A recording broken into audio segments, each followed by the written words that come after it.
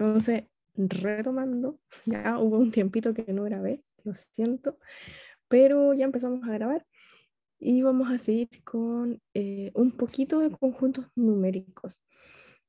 Como les decía, vamos a ir de lo más chiquitito a lo más grande. ¿Sí? El conjunto infinito más pequeñito que se maneja en la prueba es el número, perdón, el conjunto de los números naturales.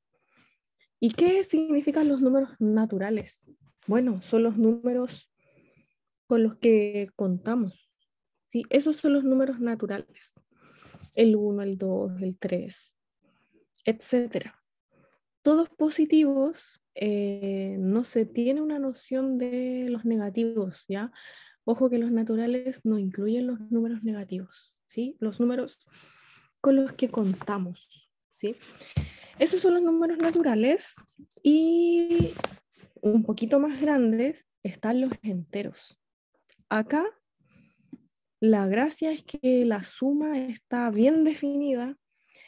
Yo puedo sumar dos números y obtengo otro entero. Puedo restar dos enteros y obtengo otro entero siempre. Entonces la suma es una operación que está bien definida en los números enteros. ¿Sí? O sea, sumar enteros se obtiene enteros. ¿Sí? La gracia de los enteros, o por qué los distinguimos bien, es que incluyen los números negativos. ¿Ya? Entonces a todas estas números naturales le agregamos los negativos y ya, tenemos el conjunto de los números enteros. ¿Qué pasa después? Bueno, pasa que nosotros podemos sumar en los enteros, multiplicar, está bien definida la operación, pero no podemos dividir siempre. ¿Sí? Porque, por ejemplo, tengo el número 4, que es un entero, tengo el número 3, que también es un entero. ¿Y qué pasa si los divido? 4 dividido 3. No obtengo un número entero. ¿Sí? El 3 no cabe exactamente un número de veces entera en el número 4. Entonces, ¿qué hacemos? Para poder definir esta operación que se llama división, agrandamos nuestro saquito de números y tenemos los racionales. Entonces, los racionales incluyen todas las fracciones y en términos generales, cualquier número que se pueda escribir como una fracción. ¿Sí? Los racionales son todos los números que se pueden escribir como fracción.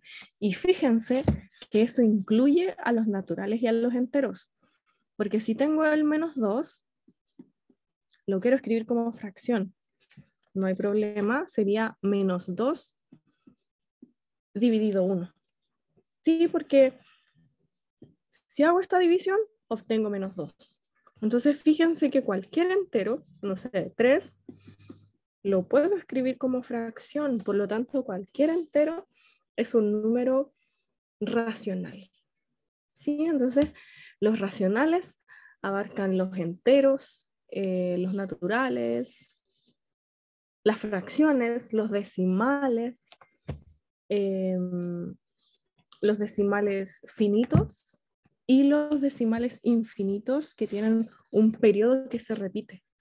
¿Sí? Por ejemplo, 2,16161616, etcétera. Y solo unos y 6, recuerden que lo escribimos como 2,16 y a lo que se repite, gorrito. ¿Sí? Ese número es un racional. Lo puedo escribir como una fracción. Ya de hecho lo enseñan en el colegio y ya lo revisaremos si es necesario, pero por ahora quiero que les quede como en la memoria de que los números racionales son los que puedo escribir como fracción. Y esto abarca cualquier decimal finito o decimales infinitos que tengan un periodo, o sea, algo que se repita. Por ejemplo, 1,3 periódico sería racional, pero el número pi, por ejemplo, que tiene infinitos decimales, pero no hay un periodo que se repita, ese ya no sería racional, ¿ya? A los que no son racionales, o sea, que no se pueden escribir como fracción, les llamamos irracionales. Sí, acá los irracionales no los podemos escribir como fracción. Y esto está parte de todo este conjuntito. Voy a borrar las rayas que he hecho y lo voy a ilustrar acá. Por aquí. Ay, no quería hacer eso. Lo voy a ilustrar de la siguiente forma. Los irracionales estarían por acá, en un saquito aparte. Está todo lo que no se puede escribir como fracción. El número pi, por ejemplo. También están las raíces inexactas. Por ejemplo, raíz de 2, raíz de 3, raíz de 5. Esas raíces que tienen muchos decimales y no tienen una raíz exacta, están acá, en el saquito de los números irracionales. Que en palabras simples son los números que no se pueden escribir como fracción. Sí, que básicamente son decimales que tienen infinitos decimales sin un periodo determinado. ¿Sí?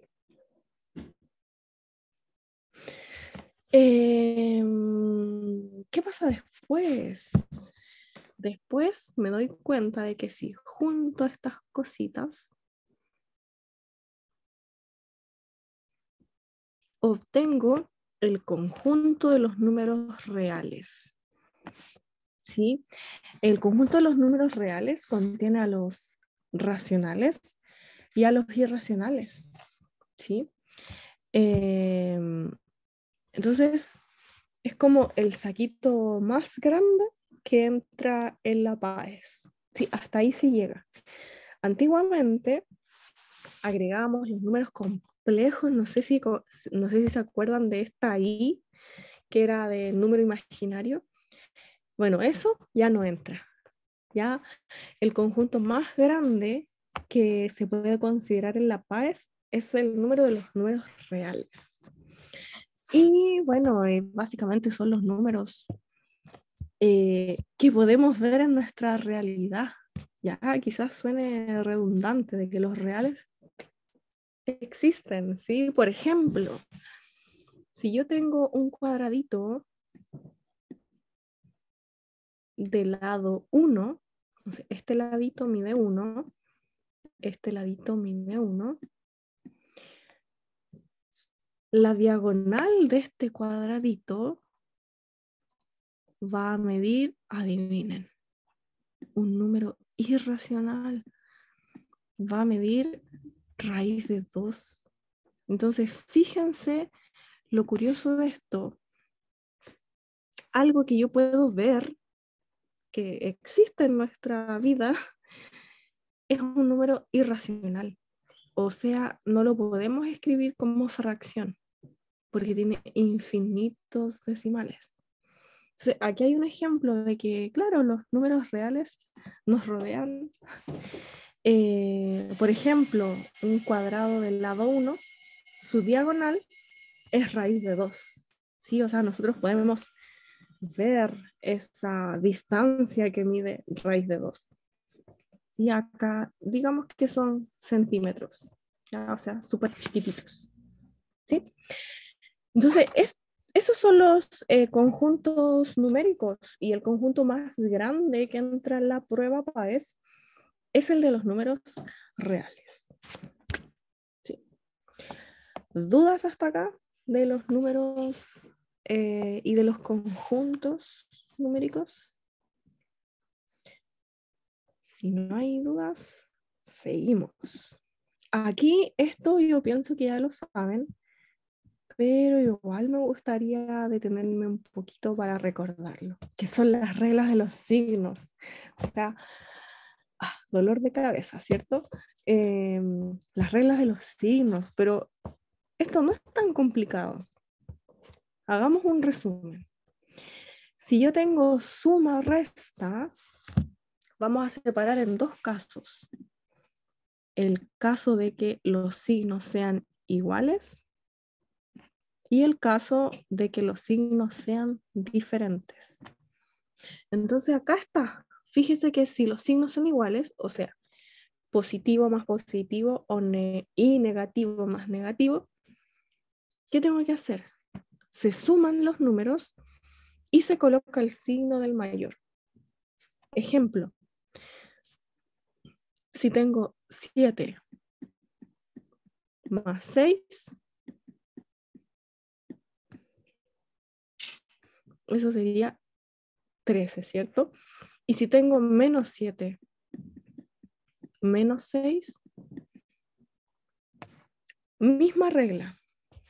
Como tienen signo igual, sumo 7 más 6, 13. Y después me pregunto, ¿qué signo mantengo? Bueno, el del mayor.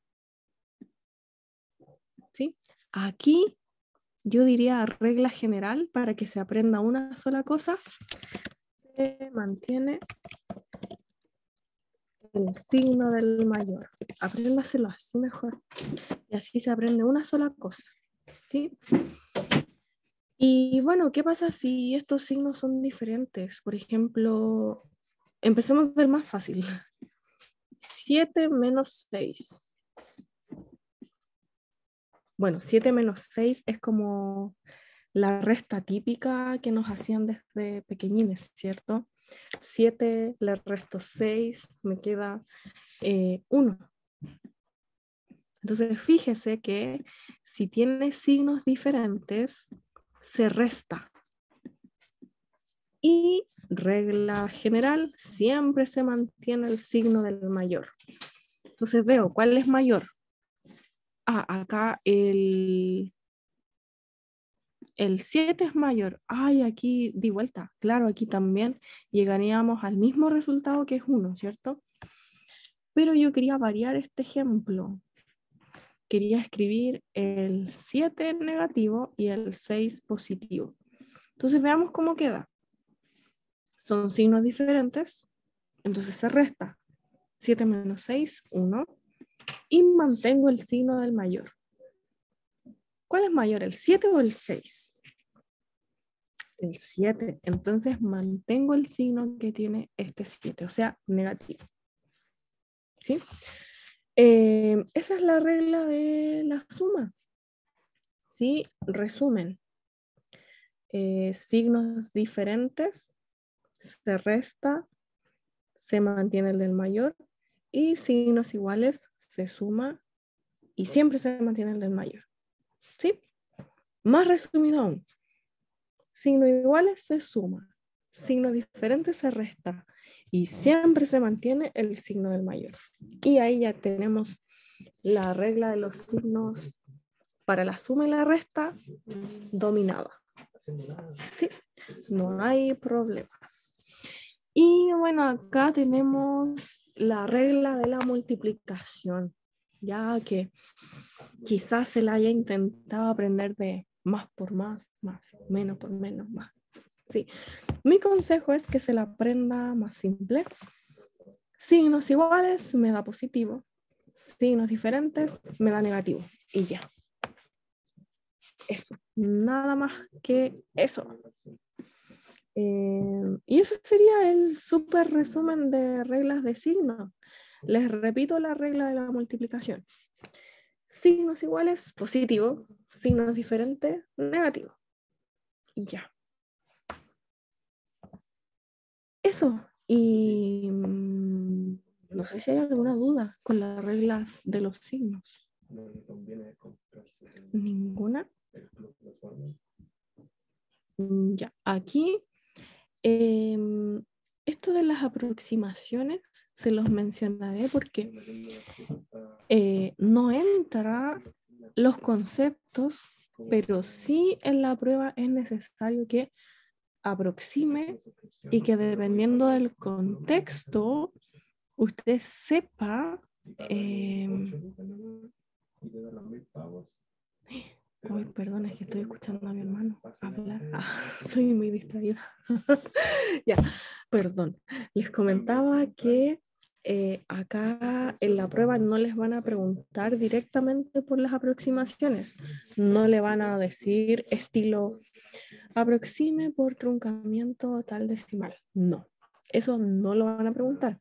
Pero sí hay ejercicios donde usted va a tener que aproximar y va a tener que decidir, según el contexto, qué tipo de aproximación tiene que llevar a cabo. ¿Sí? Entonces, miremos las aproximaciones que hay. Acá, primero que todo, tenemos el truncamiento, que en palabras simples es cortar el decimal. ¿Ya? O sea, tengo un número con varios decimales, lo corto. Ejemplo. 3,567 milésimas truncado a la décima es... Ah, y aclaración acá.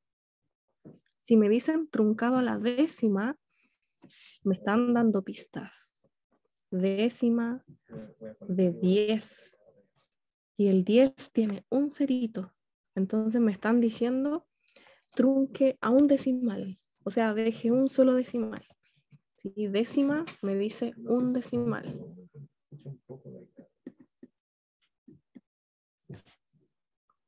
Oh, Mary, entonces toda la atención y si tiene dudas, me pregunta, ya para detenernos en lo que sea más difícil. Sí.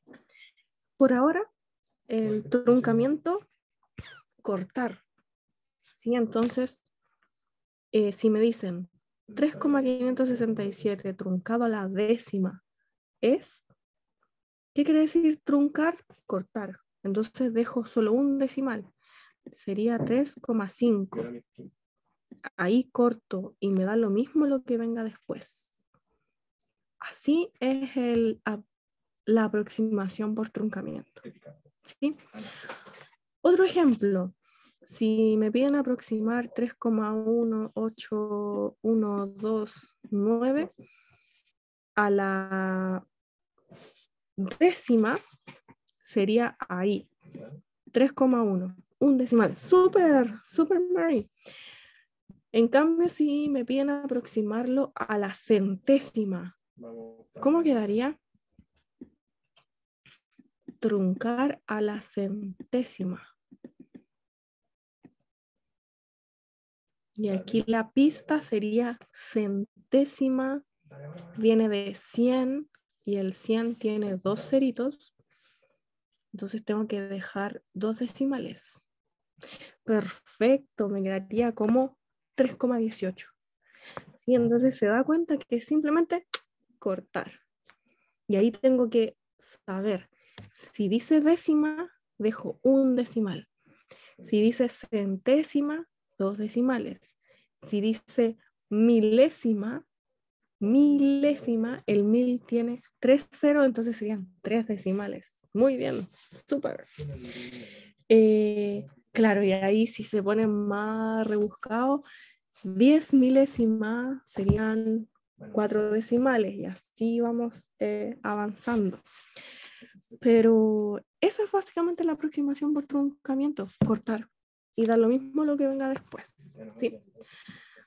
Ahora vemos la aproximación por exceso. Como su nombre lo dice, por exceso, o sea, que sobre, yo creo que sobre, ¿sí? Hoy sigo con la mascarilla acá. He estado todo el rato con la mascarilla y no me dicen nada.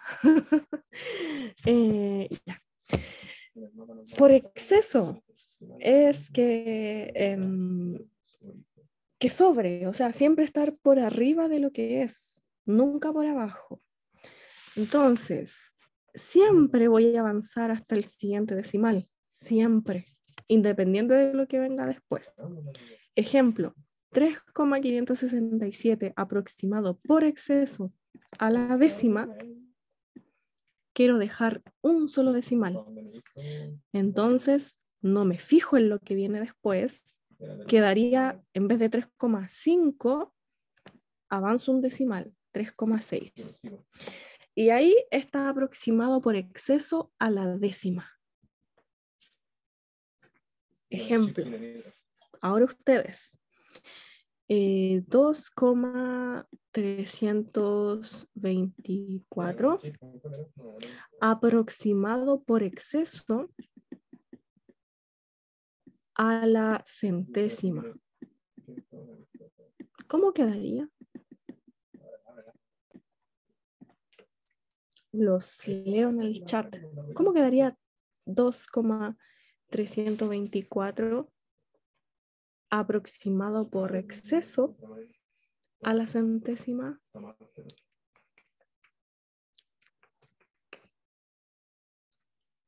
Primero, como es centésima viene de 100, entonces esto indica deje 2 decimales. Lo otro en que me tengo que fijar es que me piden aproximar por exceso, o sea, por arriba. Entonces, siempre tengo que avanzar al siguiente decimal. Centésima implica 2 decimales, entonces el último va a avanzar al siguiente. Sería 2,3 y en vez de un 2, un 3. ¿Sí? Súper a mano, sería 2,33. Y otro ejemplito, ¿ya? 3,513 aproximado por exceso a la centésima. Perfecto, Mary. Quedaría 3,52. Sí, entonces si se dan cuenta, siempre es un decimal arriba. ¿Sí? Ahora veamos el redondeo.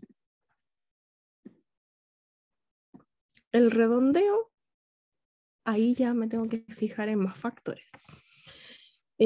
Por ejemplo, si tengo 2,348 y quiero redondear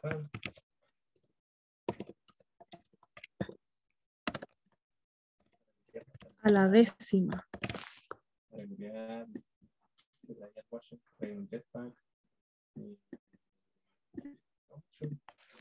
Ahí tengo que usar una regla. Si quiero redondear a la décima, este número, décima de 10, un decimal, ¿sí? Entonces, veo, este decimal va a quedar igual si el que viene, o sea, este, es 4 o menor a 4. Y va a aumentar 1 si es 5 o mayor que 5. ¿Sí? Entonces, este número, 2,348, quedaría 2,3. ¿Por qué? Porque después de ese 3 viene un 4. Y la regla es 1, 2, 3, 4. Queda igual el decimal que voy a conservar. Pero si el decimal que viene es 5 o más, tengo que aumentarle 1 al decimal que voy a dejar. ¿Sí? Esa es la regla. Entonces, si tengo 2,578, ahí me fijo. Redondear a la décima es un decimal, pero me fijo en el que viene. Y el que viene es un 7. Entonces, el decimal que voy a dejar, le voy a subir 1. No va a quedar 2,5, va a quedar 2,6. ¿Sí? Entonces, esa es la regla. ¿Cómo quedaría 5,29 aproximado a la décima? Aproximado por redondeo. Ponga el previso nomás, lo que voy a hacer. Perfecto, Andrea, quedaría 5,3 o 5,30. ¿Sí? Acá quiero aproximar a la décima, o sea, quiero dejar un decimal. Entonces veo, ¿qué número viene? Hay un 9. Entonces quedaría 5, y como viene un 9 después del 2, no me queda 5,2, me queda 5, 2 más 1, 3. Así quedaría aproximado a la décima. Vemos otro ejemplo.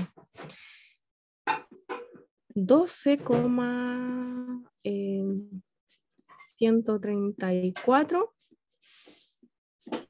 aproximado a la centésima. Sí, acá voy a anotar.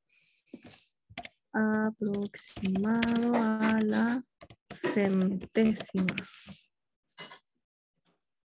¿Cómo quedaría 12,134 aproximado a la centésima? O sea, centésima, dejar 2 decimales. ¿Cómo quedaría?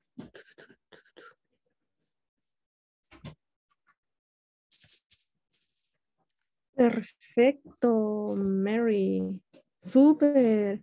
Como es menor, como es un 4, simplemente se cortaría. Súper. Y muy buena observación.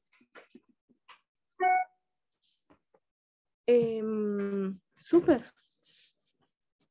Acá se cortaría, quedaría simplemente 12,13. Y ya, porque como viene un 4, lo dejo igual. Sí, súper. Así que esa es la aproximación por redondeo. También se le llama simplemente aproximación. Cuando en una prueba le dicen aproxima la décima, sin especificar si es aproximación por truncamiento, por exceso, por defecto o redondeo, eso quiere decir aproxime por redondeo. ¿Sí? Entonces repito, cuando en las pruebas le dice aproxime a la décima, simplemente aproximar, no me dicen cómo, asumo que es por redondeo. ¿Sí? Esos serían los tipos de aproximación. Hay uno que no vimos que es por defecto. ¿Sí? Por defecto. Pero por defecto me queda igual que el truncamiento, porque aproximar por defecto es siempre más bajo, siempre más bajo. Entonces, no sé, si quiero aproximar 2,17 a la décima, voy a escribir acá.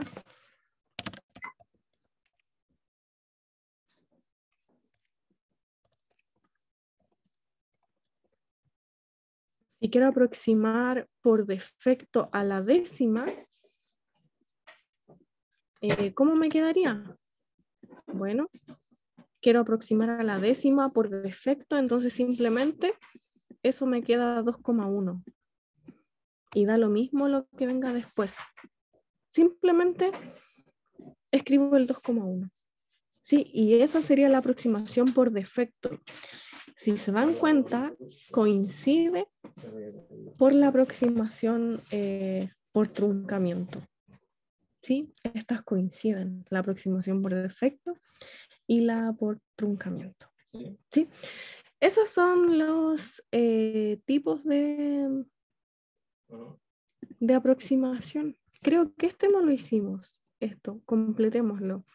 3,567 redondeado a la décima. Es, ¿cómo me queda redondeado a la décima?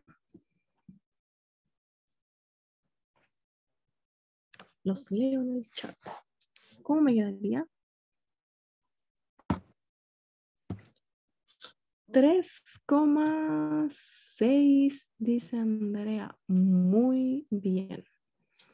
¿Ya? Redondeado a la décima. ¿Sí? Tengo que redondear a la décima, o sea, dejar un decimal. Entonces me tengo que fijar, ¿qué número viene después? Viene un 6. Entonces sería, tendría que aumentar 1 el decimal que voy a dejar. Entonces me quedaría 3,6. ¿Sí? Acá siempre, si me piden redondear a la décima, quiere decir dejar un decimal. ¿Sí? Entonces dejo un decimal y el decimal que voy a dejar, para saber si lo mantengo o lo subo 1, tengo que mirar el que viene. Y como viene un 6, el decimal que voy a dejar, le subo 1. Si ese numerito que viene hubiese sido 4, ahí lo mantengo, hubiese quedado 3,5. Esas serían las aproximaciones.